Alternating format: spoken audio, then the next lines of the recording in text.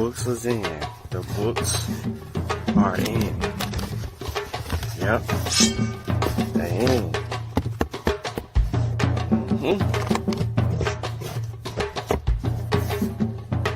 They're here.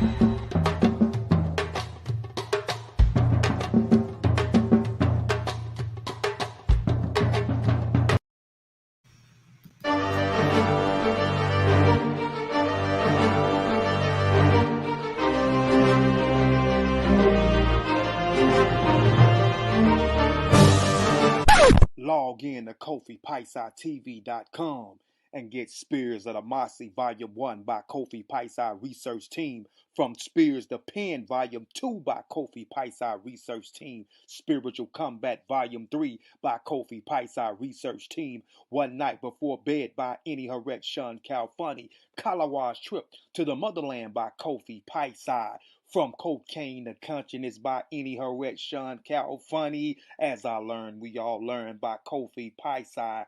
Also, if you want fresh merch, go to our online store, Family Connect Apparel, and get all the brands. Also, get our 54 deck of quiz and educational cards available now on KofiPaisaTV.com.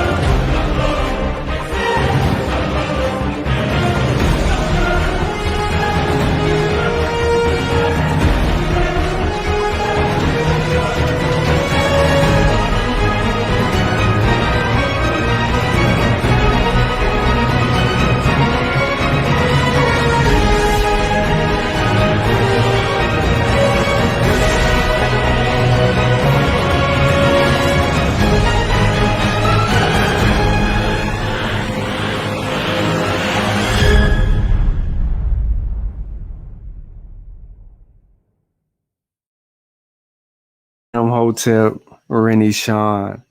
Welcome and peace. My name is Sean. I'd like to thank everybody for tuning into the Mossy Warrior Clan YouTube channel. Please like the show, share the show, tell a friend to tell another friend to tune in to the Mossy Warrior Clan YouTube channel, where we kick the real information, whether it's science, whether it's history, whether it's linguistics, right? We got it over here. Culture, traditions, right? Kimoyo, right? Whether it's African American history, African history, we got it. We have a team dedicated to this research, been dedicated to this research. We actually read whole books over here, not just one paragraph or one page or one article or one chapter of a book. We actually read the whole entire book from cover to cover, footnotes and all. We make sure that we cover all of our grounds so that when certain information comes into the community, we're able to either defend the scholarship or refute the scholarship.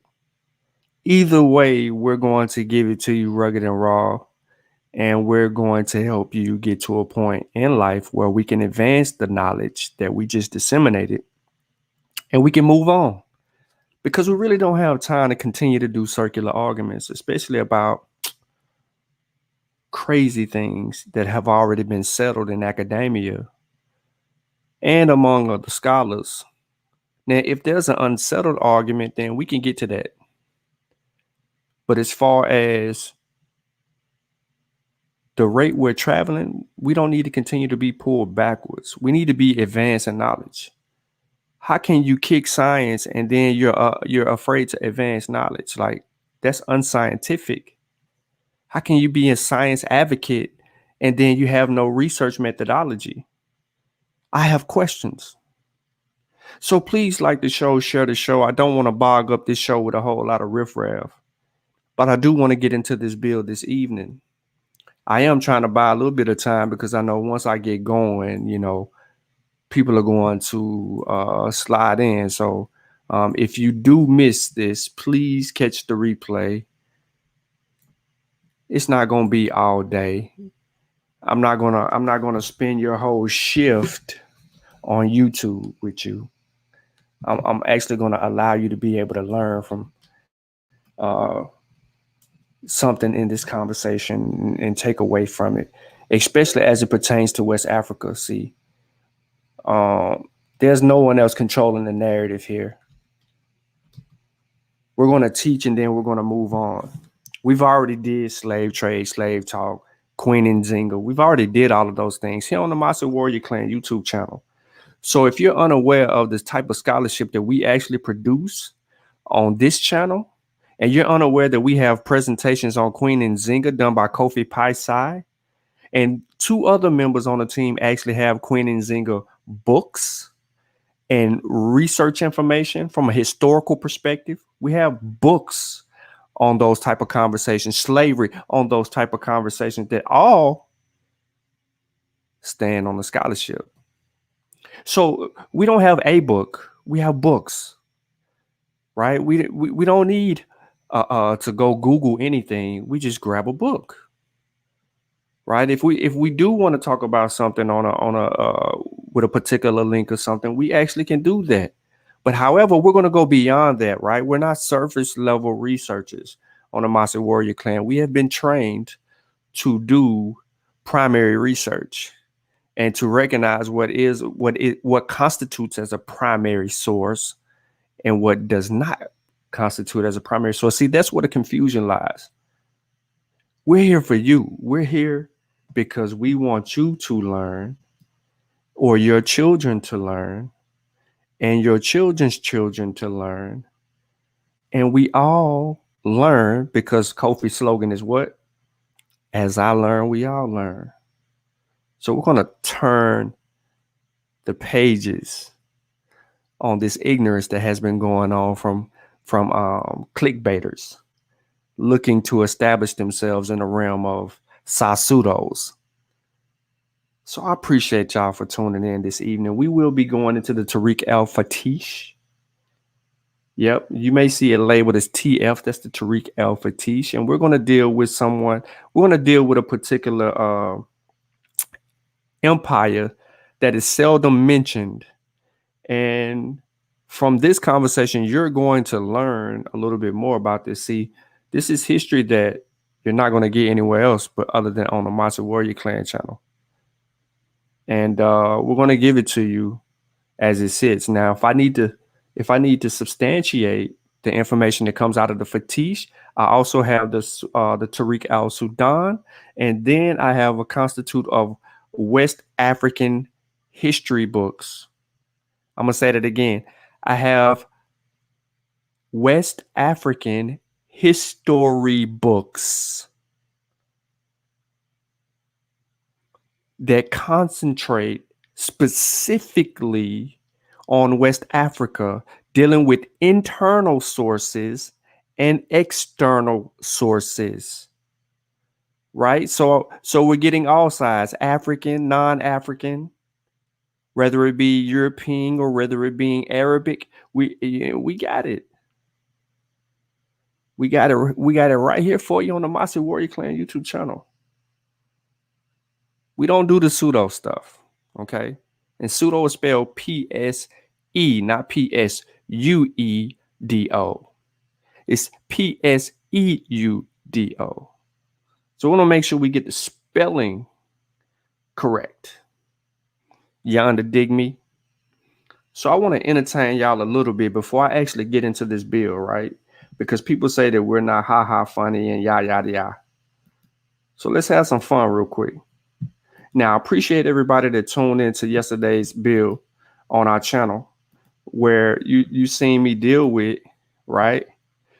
some things that Brother Sheffrin and his counterparts actually said on the other channel, and they didn't have any refutation to what actually transpired. They didn't.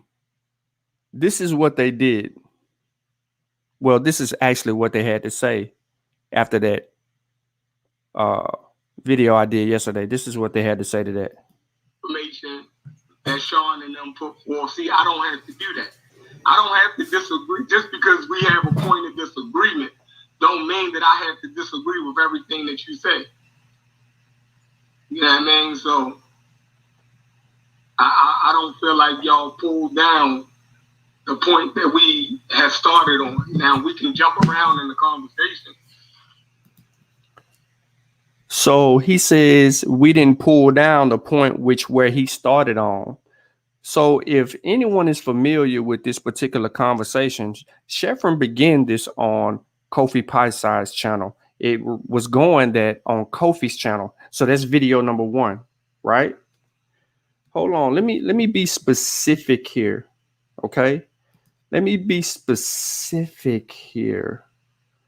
Right. Let me see if I can. Let me go to cloud. Nope. Desktop. Do I got desktop? Yeah. All right. So this, what you see right here, is not including Kofi, but here are 6 shows, all at some point in the shows, except for what SARS-CoV taught me intro, this intro reading. So these 1, 2, 3, 4, 5. So there were 6 shows that mentioned slavery in them. 6. 5 of the shows, slavery was never defined until Monday, lunch break. There was an article read 4 hours into that conversation.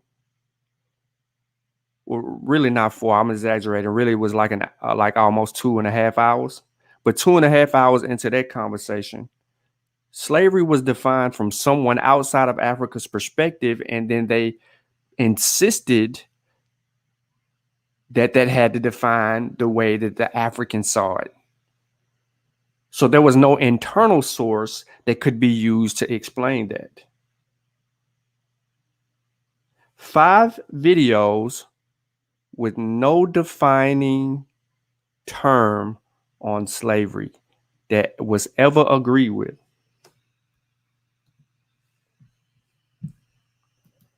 So he says he feel like that he don't have to respond to what I said, right? There's no point of contention or anything like that. He says he doesn't have to respond, right? If he agree, if there's a disagreement there, and he feels like his claim wasn't pulled down. Well, to be honest, if you know anything about research, I actually destroyed his Kanem Barnu claim. I took it all the way from him. I went to the oral traditions. I pulled from an internal African source. And then the people said they didn't even recognize the people that the Muslims said was in the area at the time of the Safawa Empire. I took all of that away from him. And then he said that they were trading. No, they were already converted to Islam from its onset of that early empire. So they were already into having to deal with Sharia law. It wasn't even to the point to where it was in West Africa like that. So they knew where to go and get these people. And no one ever denounced African involvement in the slave trade, which has been mentioned to you guys over there. But let's move on. Let's see what Sheffrin really has to say about my response to the way that they've been doing this. My man, so sad. We can jump around in the conversation a whole bunch and talk about, what type of slavery it was and, who influenced them. The point remains, Africans, right, participated in the slave trade. All right, so he moved from his initial point. This was not his initial argument on Kofi's show and then the show they did after Kofi's show. He said that there was a slave economy and a slave market in West Africa, or in Africa, my bad. In Africa, as he says it, in Africa, there was a slave market and a slave economy before an Arab and before European. And we never got a source for that. And he's been searching ever since. He didn't say anything about the Africans' involvement in the slave trade. And then he never gave any context. And then he generalized slavery and slave trade. And then he tried to come up with a whole lot of something to make his argument. I'm going to start the show in really like 3 minutes right now. I'm trying to let everybody build. I'm trying to let the beat build. So that's really what he did.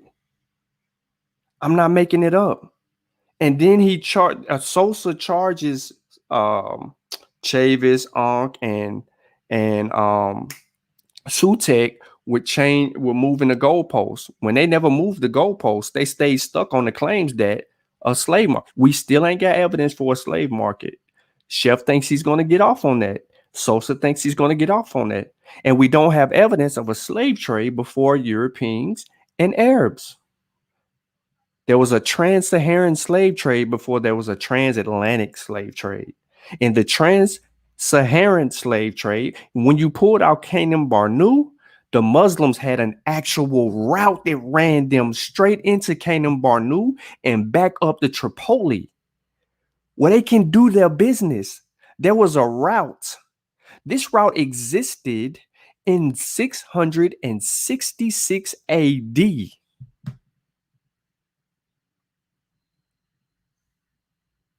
See, you gotta go back and watch yesterday's build.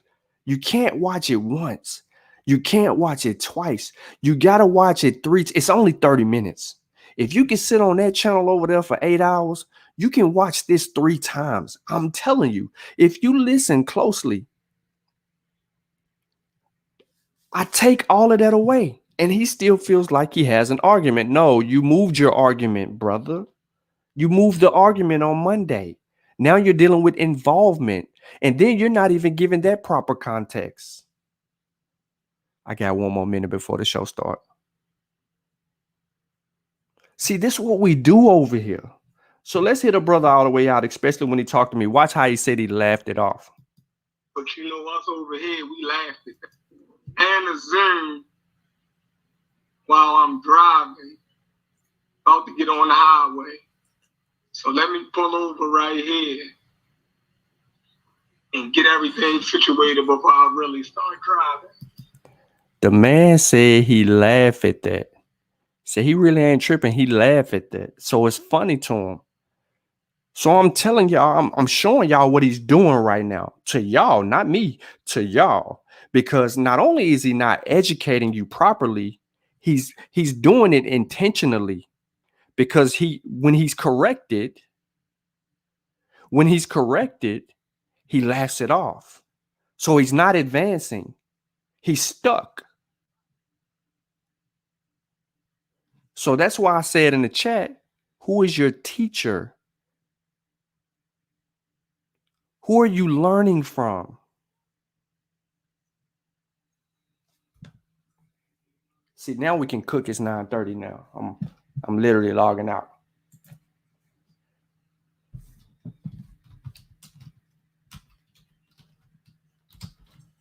Just a second here. This is interesting for me. There we go.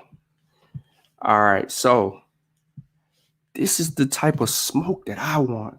Let him continue. Let him continue. All right.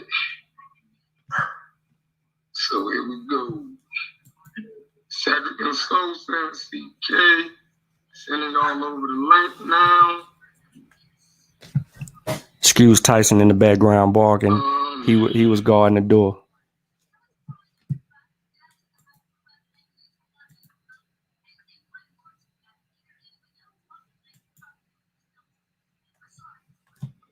Let me speed this up.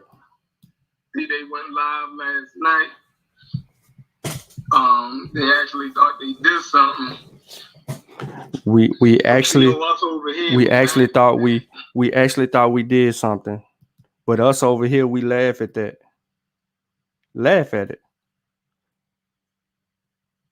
They just wasted y'all time. So if you sat over there for 8 hours listening to them talk about slavery and slave trade, it ain't even that serious for them. Yeah, we laughed at that. But you know, us over here, we laughed at that. They actually thought they did something. But you know, us over here, we laughed at that. We laughed at that. That was a good try. That would get lesser niggas. You feel me? Who didn't know what they were saying, but we were. So you mean to tell me that you knew that Canaan Barnul was an Islamic state, an Islamic influenced by Islam heavily, and yet you didn't tell the people that? You left that out intentionally? Is that what you're saying? You left it out? You didn't even know that there was a trade route that went to Tripoli from Canaan directly, that there was a trade route. It was a busy trade route right through that gap. You didn't know that. I brought that to you. You didn't even know the oral tradition. I brought that to you.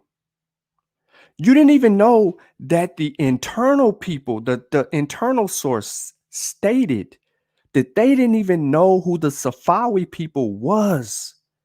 They never heard of them. This was some Muslim writing and things. And then I gave you the name of the first Muslim to mention the kingdom and the people in the area and all of that. I gave you that yesterday. So you telling me that you laugh at that?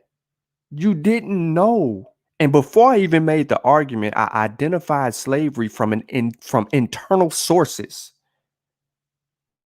I didn't go to Europe. I didn't go to Europeans. I didn't go to Arabs. I went internally, how the Africans viewed it for themselves. And nobody sit here and said that subjugation or slavery is bad or anything like that. But when you can't even determine who's a slave in a society and who ain't a slave in a society, that says something about the society. That says something about it. When everybody living amongst each other is living on the same level and they're all working, tilting land, doing all of these things, you can't even determine who's a slave. They ain't putting people on blocks and bidding for them, bro. They're not excommunicating their bodies from place to place to place to place like that. They ain't traveling 3,000 square miles across 3,000 miles across the ocean to a whole nother country. They really ain't even moving that far from where the heck they were. Even the people on the interior that you try to say, oh, they marched for so long, all these places. No, you're not even telling the whole truth. Let them continue so we can get this learning. We were absolutely clear on the point that we was arguing. All right, so for the 14, I don't know how many people in here. I don't know how many people in here. I don't. Okay, all right. So there's more people in here. So for all the people that's tuned in right now, were you clear on what they were talking about on that channel? Let me know. Put a 1 in the chat if you were clear. Put a 2 in the chat if you were confused. Because for me, they didn't clear anything up because they never defined it until Monday. They never defined slavery until Monday. And then they didn't even use, well, let me not make people's mind up for them. But if they were clear for you, put a 1 in the chat. If they were not clear, you could put a 2 in the chat. If you're unfamiliar with what they said and you ain't been paying attention to it, then that's absolutely fine too. Peace, Sister Ladosha. So let's listen to their clearness. We got about another minute left. Now, y'all can bring information, nuanced information about said topics. But that doesn't negate what we were saying at all. Y'all just gave more context to it. Oh, we gave more context to it. Kind of like the Nzinga situation. If you go watch Kofi's presentation on her, context. Oh, like the book that I have over here. Hold on 1 second. No, I ain't gonna get it. I ain't gonna get that book and then the other history books. Those books, right? Like that, like how the people need it, right?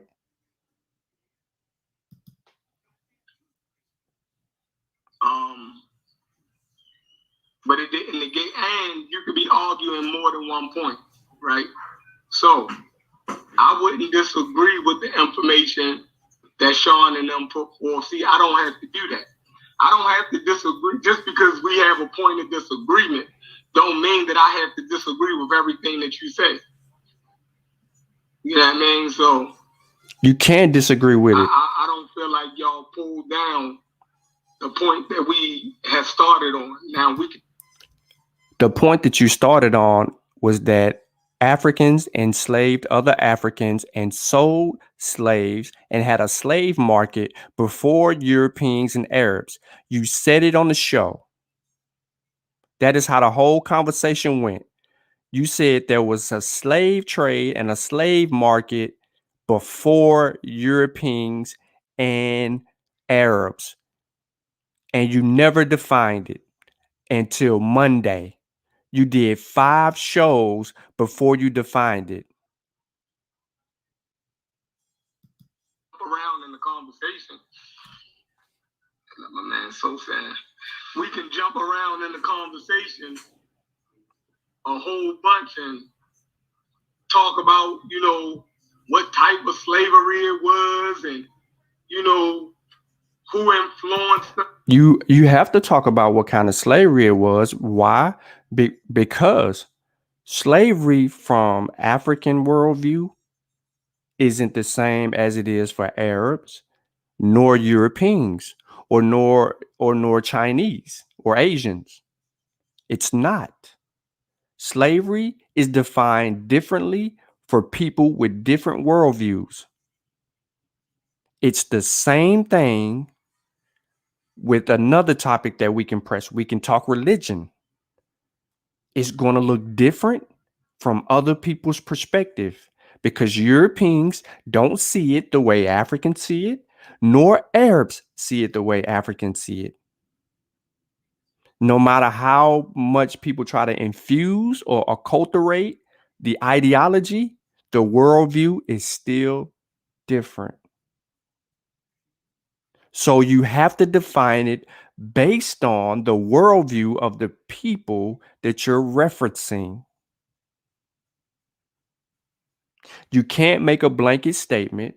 You can't generalize it. And you can't try to bullet point a subject that requires context.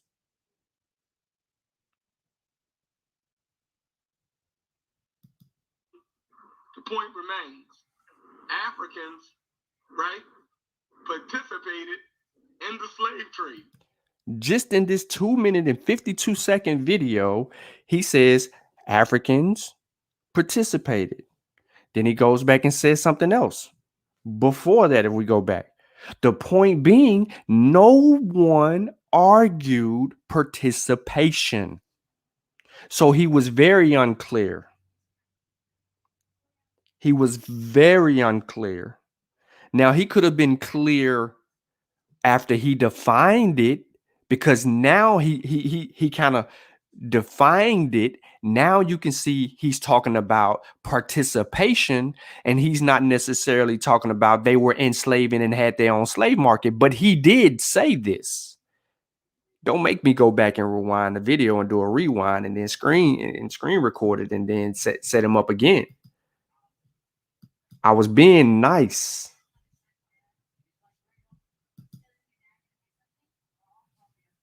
Absolutely, Sister Ladosha.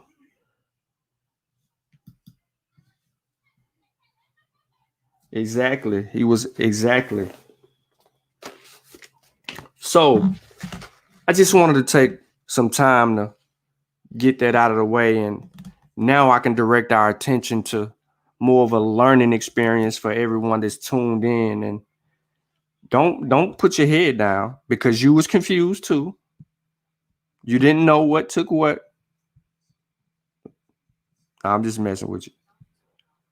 But when you get clarity on things, then you start to see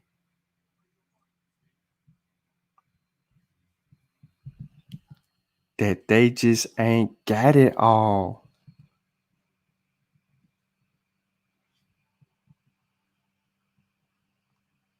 They ain't got it all. And then Sutek been asking them questions all day. Why y'all try to skip over what Sean did to y'all yesterday? She said, look, I ain't ashamed to say it.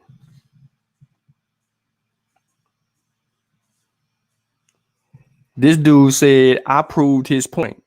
No. I proved our point. That the people that you said that partook early on in the slave trade were all under the banner of Islam. They were all under the banner of Islam. In Ghana, they were under the ban of Islam. I showed that too. I told you the earlier onset. I put the Arabs in Ghana, and I put the Arabs in Canaan Barnu, and conversion. So the influence was already there, which means when they come with their stuff, Sharia law, they bring in the law with them. Their law allows them to enslave people, and they're still doing it to this day. But see, this is the difference from people who read and then people who look for an argument online to argue.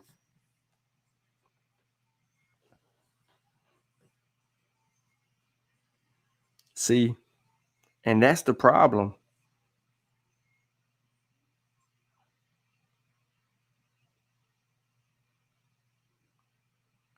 And see, Sutek over there telling them what happened, and they trying to downplay it. You know what I'm saying? But that's what you get. That's what you get from people. So let's just deal with the evidence now. The Empire of the Kayamaga.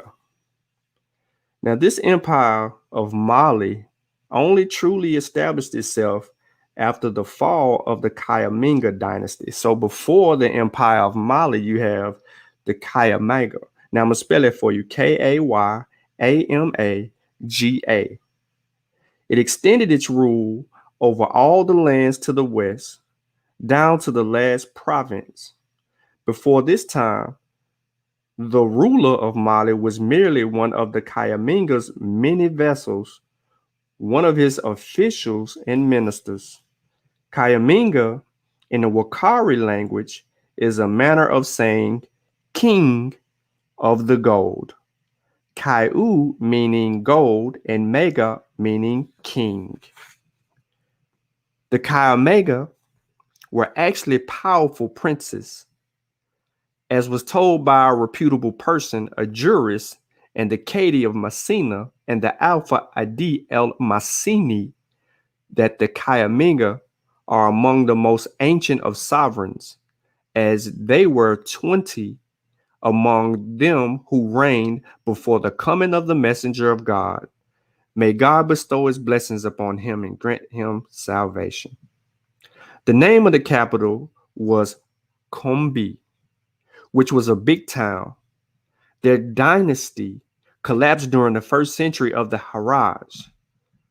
And that word is Islamic and is basically a year, referring to a year. Now, I was told by an old one that Kanisae, the last of these princes, reigned at the time of the messenger of God. And as the Muslims always say after they say stupid stuff, may God bestow his blessings upon him and grant him salvation.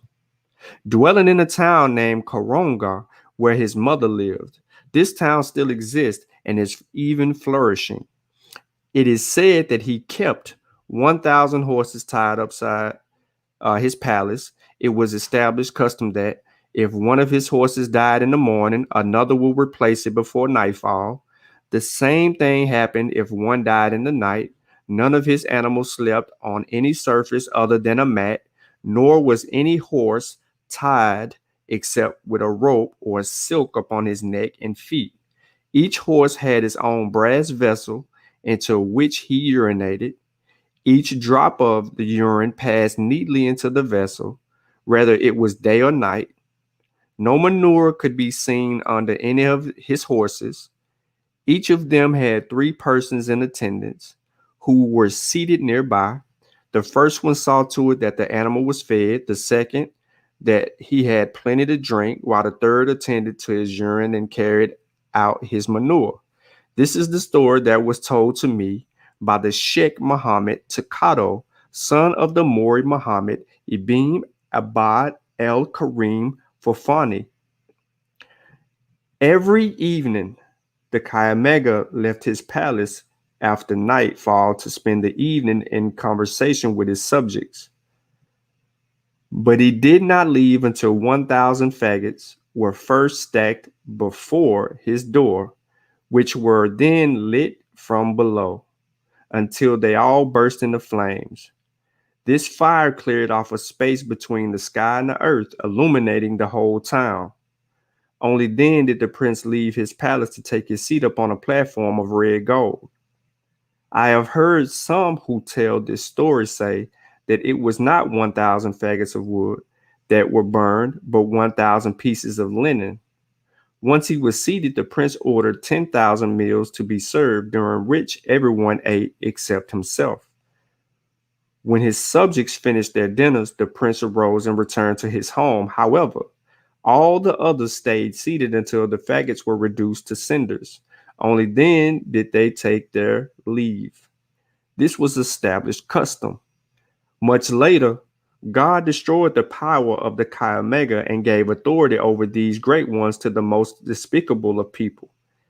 These new masters disseminated their aristocracy and put to death the children of their kings, even cutting them open to the womb of the women to tear out their fetuses and kill them. There is no consensus about the tribe of these princes. Did they belong to the Wakari, like the ones who came before them, or the Wangara, as some say? What is known is not reliable or precise. According to the most reliable sources, they came from the Sanhaja, for they are referred to in their genealogies by the term Asku Suba, which is the same name as the Suri name Ham in Sudanese art. What is more certain is that they were not blacks. God alone knows the truth, for these events happened a long time ago in the lands that are very far away from us. Thus, it is impossible for historians of our time to speak with true certainty about them or to narrate them in a manner obviating further speculation, for they have no ancient chronicles to rely on. Now, the Tariq al-Sudan, referring to the princes of the dynasty of the Kayamaga, also states that there were the white race. Did y'all hear that? The Kayamaga were the white race, adding that no one knows their place of origin. The same work states that 22 reigns before the Harja of the 22 reign following the Harja, whereas the author states that only, again, 22 reigned. But they suggest that the last king of this dynasty was a contemporary of Muhammad. According to contemporary traditions in the Sudan, there existed before the Harja a dynasty of whites who ruled from the capital that could only have been Ghana, in the region of Walata.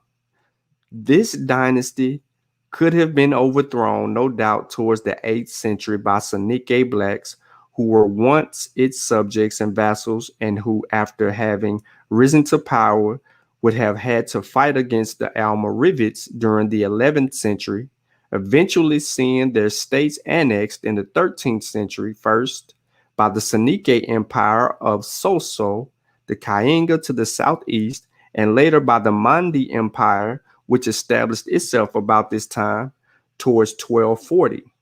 Local traditions differ from the account of the author in that for him, the Kayamaga were white princes who resided at Ouagadougou, whereas according to local traditions, the white princes were overthrown by the Kayamaga, who was the king of Ouagadougou and who moved his capital to Ghana, which was the former capital of the white dynasty that he overthrew.